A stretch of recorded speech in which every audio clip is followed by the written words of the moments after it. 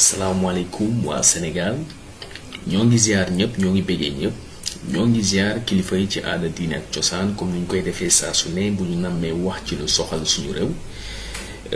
voilà di naan jeunesse bi comme ni ñu koy defee toujours amul benn nation benn république amul tout benn dëkk benn peuple boo xam ne dina évoluer dina émerger dina développer sans la mainmise de sa jeunesse loolu il faut que ñu xam ko c'est très important. Bon voilà dafa am benn situation goo xam ne war na interpeller ñëpp c'est normal parce que nekkul première fois muy xew Sénégal ñun ñëpp a jot ci info yi comme quoi Seydina Fall alias Bougazelli am na lii di liberté provisoire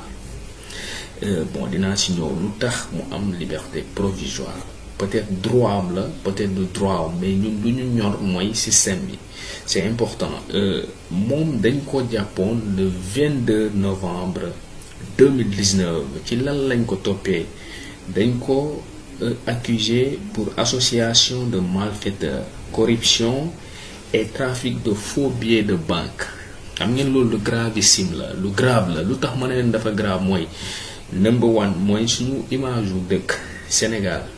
la exposé képp ku xam lan mooy politique économique ak monétaire war nga xam loolu mooy lan lu tax mu ne dafa exposé suñu dëkk ci institution yi mag yi nekk ci àdduna bi wàllum finance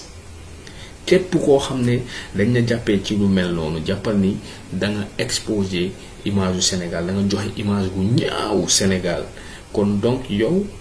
jar nga condamnation bu sévère seen gis bon deuxième bi mooy éducation bu bonne la transmettre nouvelle génération bi en tant que élite intellectuelle bu fekkee mën nañ ko tuddee parce que foofu lay ranger yow même bu fekkee niveau bi baaxut mais en tant que élus locaux koo xam ne yow peuple we la fal ñu ne la yaay seen député nga war a dem nekk nag député du peuple malheureusement nag la majorité d'entre eux ñu koy nirool mënuñu nekk ay député du peuple mais lan la ñu mujjee doon ay député d'un parti politique les députés du chef de l'État les députés du pouvoir central députés yoo xam ne dara taxu leen jóg lu dul ay loi ñëw taxaw rek ñu yëkkati leen seen loxo ñi def nii ak ay parpar donc non-sens la te non-sens boobu nag moo war a tax ñun ñëpp nekk ay sénégalais surtout jeunes yi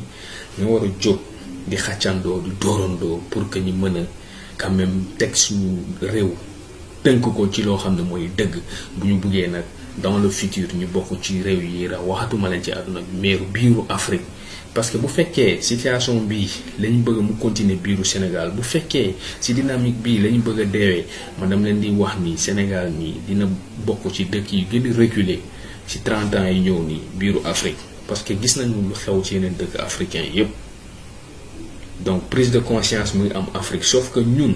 suñu dëkk yaama neex bi dafa commencé jéggi dayo te ñu koy def mooy ñoo xam ne dañu ranger wala ñu nekk ci élite intellectuelle te loolu dafa war a jeex donc di ngeen gis ni Bougazelli loolu lañ ko toppee buñ ko toppee ci loolu ay avocat def ay requête def ay appel daal pour que ñu mën ko wutal lii di liberté provisoire duñu feebar bu ñuy def seen naka sudul noonu seen tuuxa duuna yi bu ñuy def seeni conneries yi ñoom du ñu feebar dara du leen jot instant yii dañuy wér kekk di lekk ci ginaar yi di naan ci boisson yi di dessert gu baax di voyager fu leen ne mais il suffit que nag ñu jàpp leen il suffit que ñu épingler leen ñu commencé nag jàmbat yëkkati ay feebar yu bëri mel ni ñoom kese ñoo am jàngoro biiru Sénégal alors que nekkoon nañu fii di def lu leen neex ku feebar nag lan ngay nekk di tourner ci ay association de malfaiteurs ay affaire de faux billets doo dem tëdd sa kër nga faju dama ne bu ñu naxante suñu biir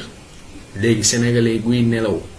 man gëmatuma ni am na sénégalais bu nangu def moo am ak koo xam ne nangu def sénégalais bu nangu ñu dox ci mayanam moo am ak sénégalais goo xam ne nangu ñu dox ci mayanam ñun nag duñu nanguwaat benn autorité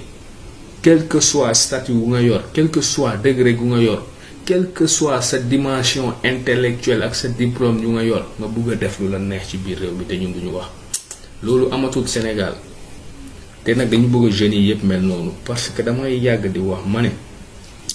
chinois yi bu ñu bëggee changer seen réew toujours ñoom laa leen jëlal exemple parce que ñun ñoo bokkoon niveau ak ñoom 1945 donc mënuma jël exemple feneen bu dul chinois ak waa Malaisie 1945 ñoo bokkoon même niveau mais ñoom ci benn 30 ans la ñuy def ku kenn defut benn génération 30 ans dañu def lu Europe mënut lu États-Unis mënut parce que dañu ko gëm te buñ ko gëmee def nañ ko te tey gis nañu résultat yi tey ñoom ñooy dundal àdduna bi fépp dañuy def tout ba yenn yi ñu koy xeex seen dëkk bu mu exister am benn éducation bu symbolique bu réaliste bu ñu transmettre génération yi yëpp jeunes yi yëpp ba jeunes yi ku nekk xam lu la war ci réew mais ñun imagine nan ngay amee ku mel ni Bougazelli jël suñu économie jox ko image gu ñaaw suñu politique monétaire jox ko image gu ñaaw dugal ay mbirum faux billet dugal ci boppam ngeen bëgg na kooku ngeen jox ko liberté provisoire parce que quoi il est malade dama ne bu ñu naxante suñu biir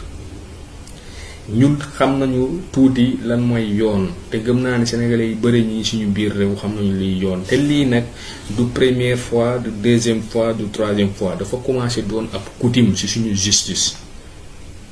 te képp ku muus ngay xalaat xam nga ni lii injustice la xam nga ni manque de transparence la impartialité amut nañu waxante dëgg justice bu demee booy tàngee da lay wóor ni séparation des pouvoirs mënu fa exister parce que loolu la ñuy rêvé ëllëg Sénégal am séparation des pouvoirs Sénégal mënut am séparation des pouvoirs bu fekkee corruption baa ngi foofu transparence amul impartialité justice gi amul parce que justice buy tàngee comme ni ma leen ko waxee day wane ni exécutif bi dugal na ci loxoom te ñëpp xam nañu Bougazelli mooy kan ñëpp xam nañu Bougazelli ñëpp xam nañu waa APR la c'est le député de l'APR c'est le député du chef de l'État Macky Sall tey benn jeune bu doon jaay yamba wala sàcc ay ginaar wala scooter ces petits voleurs là tey mu nekk même situation que Bougazelli doo leen ko lijjanti beneen jeune bu doon def lu muy def ni bokk ci association de malfaiteurs affaire yooyu noonu comme moom lu mu def nii tey nekkut homme politique dëkk ci benn famille bu ndóol bu feebaroon sa xëy na sa doo leen lijjanti dossier ci ban Sénégal la ñu ne donc léegi da ngeen bëggoo gëmloo sénégalais yi ni ñaari Sénégal moo am Sénégal néew gu doole yi ak Sénégal personnalité publique yi célébrité yi ñooñu bu ñu defee ay tooxu duunu xaw ma tooxu duuna lañ koy je sais pas bu ñu defee ay imbécilité loolu laa ko mën a wooye doo leen def dara doo leen laal léegi il suffit que benn jeune koo xam ne wax dëgg yàlla erreur moo ko dugal ci situation bi wala dëkk ci famille bu ndóol wala nekk ci situation bu extrême ci pauvreté bu précarité bu doy waar moo ko dugal ci yenn yi kooku nga jàpp ko tëj ko bu pare bafoué ay droit am yépp négliger ko fàtte ko ci kaso yi parce que gis nañ fi ay témoignages yi bëre détenus yi nekkoon ci kaso yi lan lañ fa dund ak nu ñu négliger seen loi seen droit yu gën a élémentaire mais nañu waxante dëgg nii ngeen bëggee tënk suñu réew mi fu mu taxaw dafa baaxul donc da ngeen gis ni Bougazelli loolu lañ ko bàyyi 5e requête avocat yi pompé ba parquet bi joxe avalon juge d'instruction bi joxe avalon ñi jékki-jékki ñi ne la ñuy xaar doyen des juges parce que moo yor dernier mot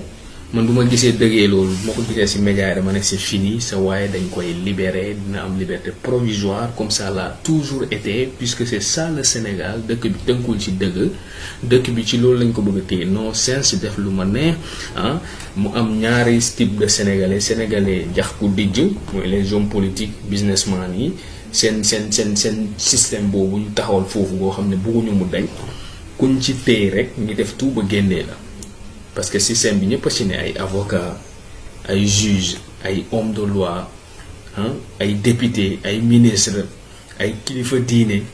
façon xeet nit gu ne ñu ngi ci biiru système bi léegi ñun le bas peuple ñun ñooy payer les pots cassés te dara du ci jóg donc di ngeen gis ni Bougazelli nuñ ko bàyyee dem leen dans le passé il y a des célébrités soit ci côté musique wala ci politique ñoo xam ne def nañu ay scandale économique yu mel noonu affaire corruption yu doy waar ñi def tout ba setal leen génnee leen teg leen à côté léegi le bas peuple le citoyen lambda boo nekkee ci benn cas boo xam ne bu minime boo xam ne presque sa comparé ak ñoom lu ñuy def du dara ñi négliger la fàttee la duñu lijjante say mbir sa waa koñ wala sa famille wala sa quelques xarit ñooy jooytu sa affaire ñu defe ne foofu dëgg dafa am ñu defe ne foofu justice dafa am injustice de la justice moo fa am dëgg amu fa fen moo fa am te dëkk kenn du ko defar ci kàcc ak duul ak fen ak wuruj dëkk kenn du ko defar ci discrimination corruption manque de transparence looloo tax lépp loolu fi tënk teg ko comme projet du dox du évoluer parce que dëkk bi dafa setut Sénégal dañ ko war a ndëppal Sénégal dañ ko war a wàcceel ay kaamil yi ba leen ndëppal leen ba pare ñu xoolaat suñuy jukko yi ñun sax parce que ñuy jiite si ñun lañ jógee dëkk bii nii il faut que jeunesse bi si boppam génération bi juddu 86 ba tey ñu décider pour jël règne pouvoir bi fas yéene ko doxal nekk ay bañkat bañ injustice laaj transparence képp koo leen élire bu wut liggéey ngeen foutre ko d'or. C'est comme ça que vous allez faire pour développer le pays. C'est comme ça que vous allez faire pour changer le Sénégal et l'Afrique. Mais vous faites que dañuy nekk ci ku nekk sama bopp égocentrisme ku nekk rek Bougazelli ku mu soosal da ngeen waaye na ngeen ko bàyyi parce que Bougazelli musoo na ma ci mosal su fekkee ñam nga ci rek nga créer benn mouvement pour gars yi mën ko libérer noonu ngeen di def bu fekkee benn businessman sale businessman koo xam ne ay mbër ko wër muy soosal mbër yi bëri ñu jàpp ko ci benn scandale ci affaire de mafia wala yu mel noonu mbër yi yëpp jóg non diw ku baax la ngeen bàyyi ko ci géwél yi idem musicien idem ci diine gi tamit idem léegi ñoo xam ne bokkuñu ci dara nekk ay pauvre nag wala nekk ay simple talibé juddu ci ay famille pauvre doo leen lijjante ñooñu doo leen faale ñooñu bu ñu deewee ci kaso bi sax seen yoon nekk ko ci média yi ñoo ci wax benn instant yi waaye lii du yoon maña après mu jàll quoi. Putain quel pays nii ngeen bëggee defaree réew mi la preuve mu ngi nii dafa am koo xam ne dafa jóg ci feebar gu métti 2 opérations lañ ko defal suma juumut dañ ko njëkkee opéré mu échec ñu opéraat te xam ngeen luy opération parce que nit ki buñ ko opéré day nekk xaaji nit du amati doole parce que dafa am lu ñu wàññi ci moom mooy Abdou Karim Gueye un citoyen modèle un digne fils du pays un révolutionnaire bañkat bu wut injustice doon dimbale Sénégal ci lépp ba pare ci joxe baxenoon fu mu yemoon neex ci moom ba du mu feebaree sa ñëw fas yéenewutu noppi doomu jàmbur leen di ngeen ko tëjee moom de toppoo leen ko ci ay association de malfaiteurs toppoo leen ko ci wàllum faux billets dañu waxante dëgg lenn rek ngeen ko topp mooy lan liberté d'expression dit ab droit fondamental te c'est bien mentionné dans notre constitution que ñun ñëpp am nañu liberté de parler de marcher et d'écrire librement mu doon ab liberté boo xam ne waruñu ko xañ benn doomu aadama waruñu ko xañ benn citoyen quel que soit nag lu mu wax ak nu mu ko waxee mun ngeen ko interpeller recadrer ko bàyyi ko mu dem mais waroo lañ ko tëj kaso te loolu ngeen def doomu jàmm parce que àndut ak politique pouvoir central bi où est donc la démocratie dans tout ça est-ce que donc démocratie dafa exister suñu dëkk Sénégal mais nañu waxante dëkk bi fu mu taajoo baaxul te bëgguñu ñu ndëppal ko bëgguñu ñu sangat dëkk bi kuy digle sangu da ngeen njëkkee sangu sénégalais da ngeen def ne yéen a gën yeneen pays yi nekk biir Afrique yéen a gën a civilisé gars yéen a gën a yeewale c'est faux pays bu gën a bon la ñun peuple bu gën a bon la doo tax yàlla wàccee wali yi suñu biir doo tax wala yàlla wàccee kilifa yi yu ngeen di gis nii bu leen ci tiitaru parce que borom bi du wàccee ay missionnaire am ci peuple bu parfait donc on est imparfait motuñu duñu tous parce que bu ñu nekkoon tous Abdou Karim Gueye tey du nekk ci kaso gi moom kese muy souffrir ci biir kaso te kenn du gën taxaw ko bu ñu nekkoon ñu juste tey Abdou Karim Gueye du nekk ci biir kaso gi tey ñuy libérer ab nit te yàgg nañ ko fi def lan la dafa feebar après bu fi gënee mu dem di lekk ci ginaar yi lekk ci dessert yi naan ci boisson yi wéeru ci fauteuil këram di sóob naan dafa feebar jamono yu mu doon def di n'importe quoi feebarul après ci biir kaso gi lay feebar foofu la ñuy xamee jàngoro bu ko téye kon Abdou Karim Gueye liberté d'expression ngeen ko jàppee te loi fondamentale la c'est mentionné que toute personne a le droit à la liberté d'expression. Ce droit comprend la liberté d'opinion et la liberté de recevoir ou de communiquer des informations ou des idées sans qu'il puisse y avoir ingérence d'autorité publique et sans considération de frontières. loolu la yoon wax Abdou Karim Gueye loolu ngeen ko téye Abdou Karim Gueye loolu moo tax ngeen tënk ko ci biir kaso gi ngeen fàtte ko ci biir kaso gi tey nag un délinquant de l'économie sénégalaise, un délinquant de la politique sénégalaise, un délinquant de la République ngeen bu ko bàyyi muy ndaax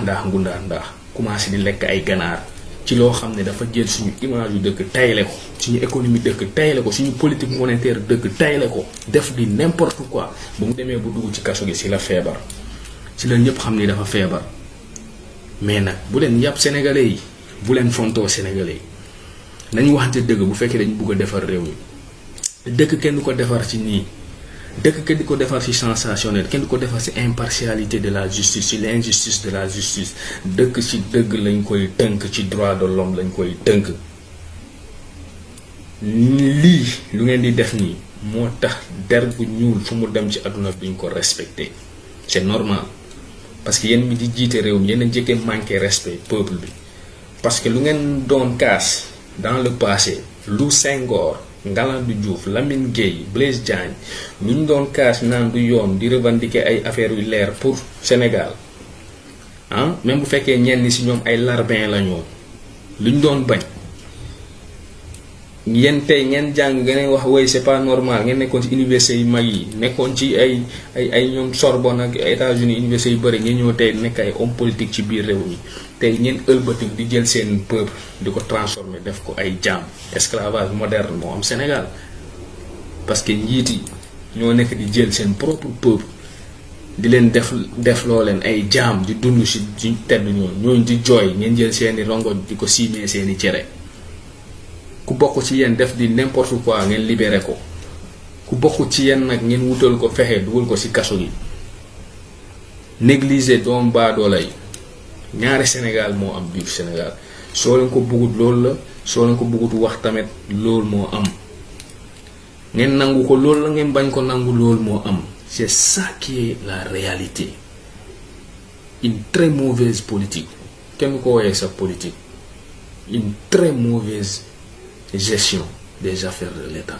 parce que politique li ko tax a jóg mooy defar yéen a dugal seen loxo ngeen ne da ngeen di gérer nu ngeen di gérer dëkk bi doxul ñu waxte dëgg dafa ñaaw. donc Bougane xaw ma naka Bougazeli man awma problème ak moom ñun problème système lañu am système bii dañu bëgg a soit ñu nekk ci système bi ñu fas yéene defar waa ndëppal seen bopp ñoom faj seen rab yu nekk di leen di sonal parce que dañoo avare. L'avarisme en politique c'est pas bon parce que quand tu es politique et que au même moment et qu'au même moment tu es avare forcé da ngay dugg ci ay affaire de faux billets da ngay luubal da ngay détourner deniers publics yi mais boo doyloolee sa bopp nga doylu ci sa bopp am na yoo xam ne doo ko def nañu waxante dëgg. donc di ngeen gis ni amul benn cohérence ci lu xew parce que bu fekkee da ngeen di tëj ñoo xam ne dañ nekk di wax nekk ci droit gu fondamental di liberté d'expression ngeen libéré ñoo xam ne dañuy luubal dañuy def lu leen neex nekk ay délinquants financiers ay délinquants économiques et politiques ñuy doxandu fu leen neex donc dëkk bi tegu ci dëgg nekkul ci dëgg dañu waxante dëgg. dëkk bi dëkku ci dëgg bëgg ngeen ñëpp noppi kenn bu mu wax ngeen nekk di def lu leen neex xale bu wax rek ngeen bëgg ko fexel buggoo leen kenn bind buggoo leen kenn wax buggoo leen kenn génn seeni tooxu duuna yu ngeen di def mais xam leen ni dafa am génération bu bees bu yeewu jamono ji biiru Afrique wax ma leen Sénégal kese ci lu ngeen ne di ngeen ko bàyyi parce que doo leen fi nekk chaque jour di bàyyi seen peuple di joxoon baalaam ñu ciy weex yi fee di naan ñuy weex yi la ñuy weex yi defuñu dara ainsi benn mission moo am ñu nekk suñu biir di def yi dul noonu di luubal xaalis réew mi def lu leen neex si nekk si ay trafic yu mbon ñoom lañu war a effacer ñoom ñëpp comme ça ñu mën a yóbbu suñu peuple vers le développement et le changement car c'est maintenant ou jamais man loolu laa am lu may wax la patrie ou la mort nous vaincrons.